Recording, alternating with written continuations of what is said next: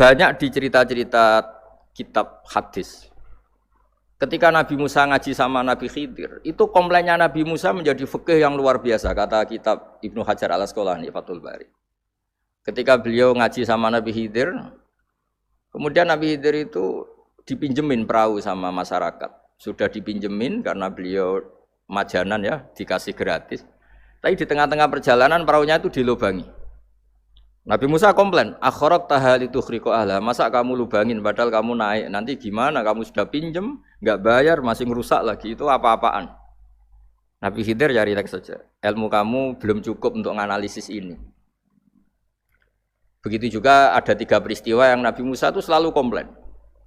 Apa yang dikatakan Ibnu Hajar Al-Asqalani itu kitab yang sangat bagus sekali. Justru dengan protes itu Nabi Musa punya kelas di atas Nabi Khidir. Karena orang nggak boleh sukut alal mungkar. Karena secara fikih orang itu tidak boleh mendiamkan sesuatu yang buruk. Kita tahu dalam aturan fikih, di antara kewajiban kita adalah ingkarul mungkar. Mengingkari sesuatu yang memang harus diingkari. Ya meskipun tentu tidak dengan sikap destruktif yang merusak dan apa. Tapi yang nggak baik tentu kita ingkari. Perilaku Nabi Khidir yang melubangi perahu yang tidak miliknya, padahal yang punya perahu sudah menonton, itu perilaku yang enggak baik. Sehingga Nabi Musa protes. Justru protesnya Nabi Musa ini menjadikan beliau selalu di kelas fikih terbaik, yaitu ingkarul mungkar, mengingkari barang yang harus diingkari. Tapi tentu Nabi Khidir juga enggak salah, karena beliau punya perhitungan, di depan nanti itu ada begal-begal, ada kekuatan yang enggak baik, yang selalu akan membegal perahu-perahu yang kondisinya sempurna. Nabi Khidir punya perhitungan, kalau ibarat mobil ini spionnya kok enggak dipecah, enggak diambil, itu termasuk mobil bagus, pasti digarong. Tapi gara-gara spionnya dipecah dulu sama Nabi Khidir, terus depannya dilumuri apa supaya enggak menarik, ini selamat. Jadi perhitungannya Nabi Khidir, wa kana wara'uhum maliku ya'khudhu kulla safinatin ghusba.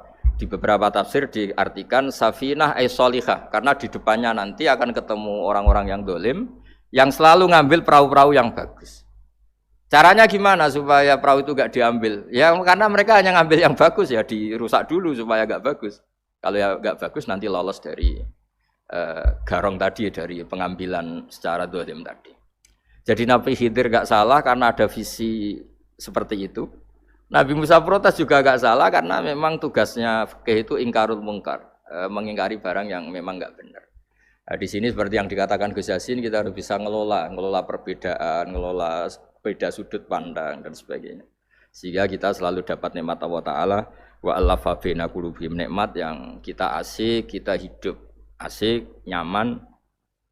Doa-doa bapak-bapak saya, guru-guru kita sering ijazahi setiap ketemu teman atau keluarga disuruh berdoa, Allahumma alif baina qulubina wa aslih dzata bainina. Semoga hubungan kita dengan orang lain itu baik-baik saja dan semua konflik kita dibenahi oleh Allah Subhanahu wa taala. Karena kita tidak pernah tahu ya. Kita miskin kadang dianggap problem karena takut membebani tetangga. Tapi kita kaya juga kadang dianggap problem karena orang lain takut kalah dengan kita. Kita tidak pernah tahu cara pandang orang lain. Jadi kadang-kadang kita menang gitu, sama yang senang dikira kita pemikir serius gitu. Tapi sama yang nggak senang dikira kita merengut. Kita guyon, kata yang senang itu luar biasa. Kita dianggap orang yang ceria. Bagi yang nggak senang dianggap arogan. Jadi kita tidak pernah bisa ngelola pikiran orang lain. Nah, barokahnya rahmat Allah yang tidak terbatas kita seperti ini. Dan itu digambarkan oleh Allah Ta'ala ketika ketemu antar Nabi itu. Cara pandang ya beda-beda.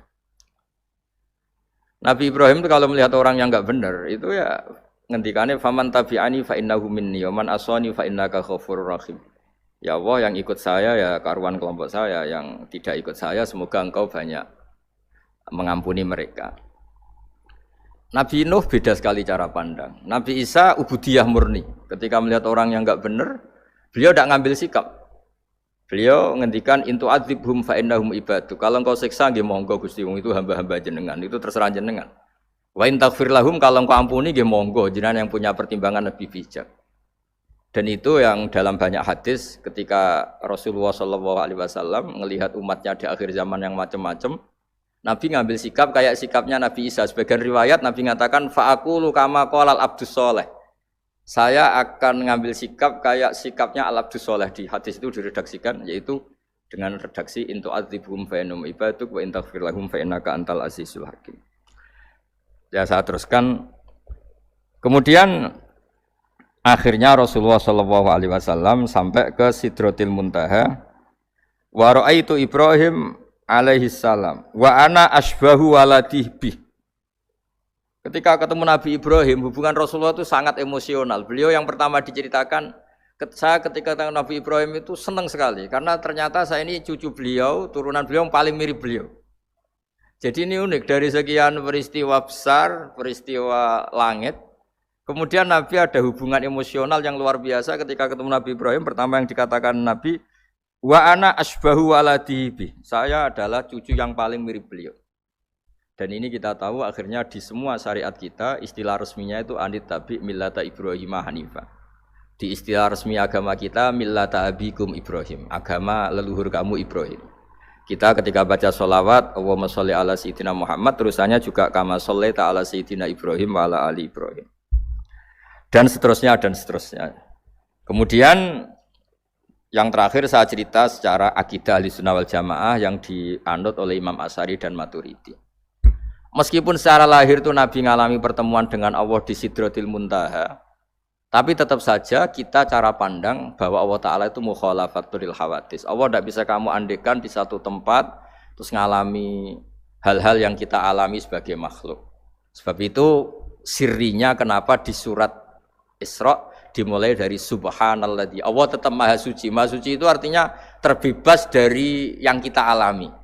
Allah selalu mukhalafatul hawadis. Allah la yahtaju ila makarin. Allah tidak butuh tempat. Allah tidak butuh waktu. Allah tidak butuh semua. Karena Allah itu qayyum. Allah itu qiyamuhu binafsihi, berdiri sendiri. Allah tidak butuh aras. Allah tidak butuh kursi. Tapi eksistensi kursi yang butuh Allah. Allah tidak butuh aras, tidak butuh kursi. Tidak butuh langit, semuanya itu berdiri karena Allah. Bukan sebaliknya Allah berdiri di atas semuanya. Sehingga kita mulai kecil diajari Allah itu siapa? Al-Qayyum. Kalau bahasa kita qiyamuhu binafsi. Selalu berdiri sendiri dan Allah itu Al-Ghaniyul Mutlaq. Enggak butuh yang lain. Di sini pentingnya selalu Nabi ngendikan subhanallah subhanallah, wiridanya tetap Allah itu maha suci, Allah maha besar, Allah maha agung, dan keagungannya diantara ditandai dia punya sifat yang tidak sifat kita. Dia punya keabadian yang tidak bisa kita miliki. Dia punya semuanya yang tidak kita miliki. Itu sebab itu dimulai subhanalladzi asra bi abdi lailam minal masjidil haram. Jadi kata subhana ini maha suci itu maha suci dari tempat, dari waktu, dari apa saja. Meskipun Allah punya adat, punya sunnah memperlakukan hambanya itu dengan logika atau bayangan yang dibayangkan seorang hambanya. Sehingga seakan-akan kita ini ya ketemu, seakan-akan kita bisa ini melihat. Sehingga di surga disebut kita ini melihat Allah. Tapi semua ahli sunnah mengatakan, tapi kamu melihat Allah itu tetap saja bila kaifin walan khisorin. Tidak bisa terus menciri. Ciri itu bisa membatasi sifatnya Allah itu begini-begini, tidak bisa. Tetap Allah itu la tudrikul absar wa huwa yudrikul absar. Tapi kita bisa disebut melihat dengan kemakhlukan kita yang profan. Di surga disebut melihat, tapi bukan melihat yang kayak kita melihat antar makhluk yang terus bisa apa itu cerita detail, cerita spesifik, cerita apa tidak bisa. Tetap la tudrikul absar. Ini hebatnya ulama-ulama kita, selalu cerita Mi'raj, cerita nazar ila wa fil jannah, melihat Allah di surga, tapi bersamaan dengan itu selalu cerita Allah itu mukhalafatul hawadis, Allah itu laisa kamitslihi syai'un. Jadi terima kasih Gajang utamanya pada Gus Yasin dan yang membantu semuanya. Barokahnya kita ketemu bisa ngaji, supaya barokah saya baca teks aslinya di Hadisil Isra, karena tadi saya jam 9 sudah baca Bukhari.